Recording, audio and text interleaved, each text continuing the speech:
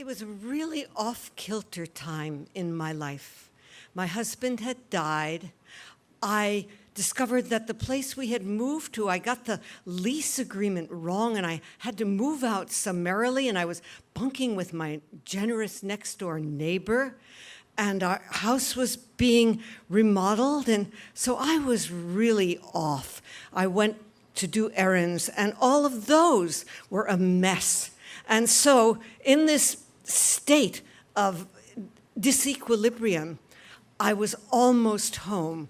All I had to do was cross the 2 lanes, and then I was almost there.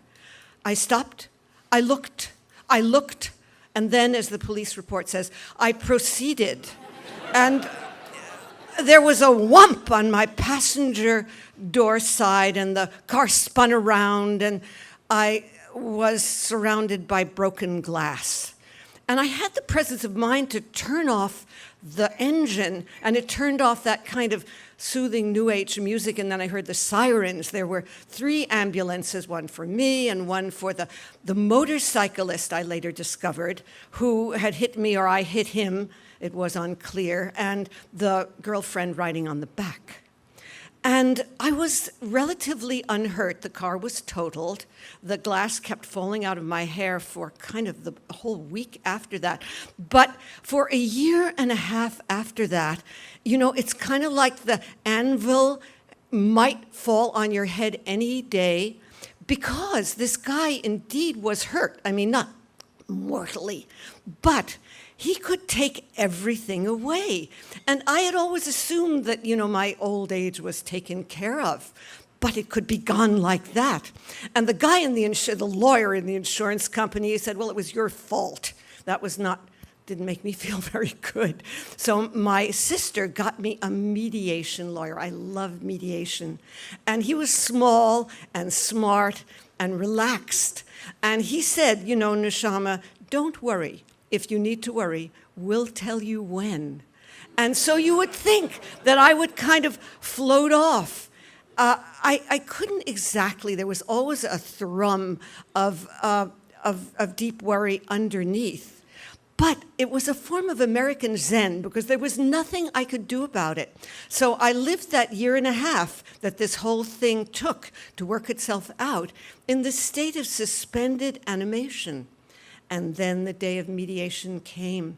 In a strange building in San Francisco, it was kind of like a bunker with small stained glass windows in it, embedded in it, kind of like Mondrian designs a prison.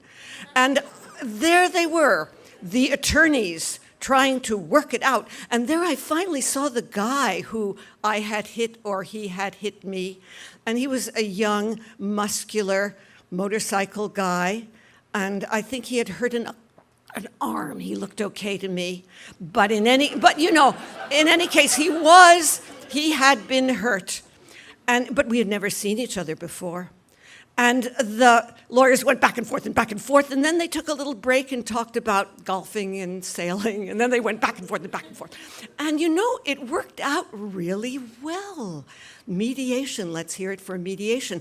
I paid his medical expenses, which were not small, but I could afford them. And they said, do you 2 want to talk to each other? And we both said yes.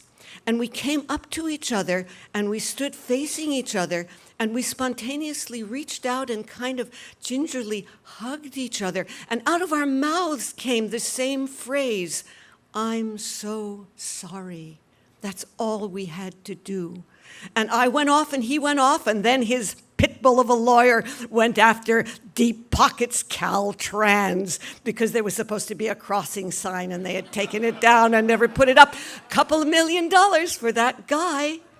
So a lot of gratitude for mediation and the understanding that that anvil could crash down any time, but it didn't then.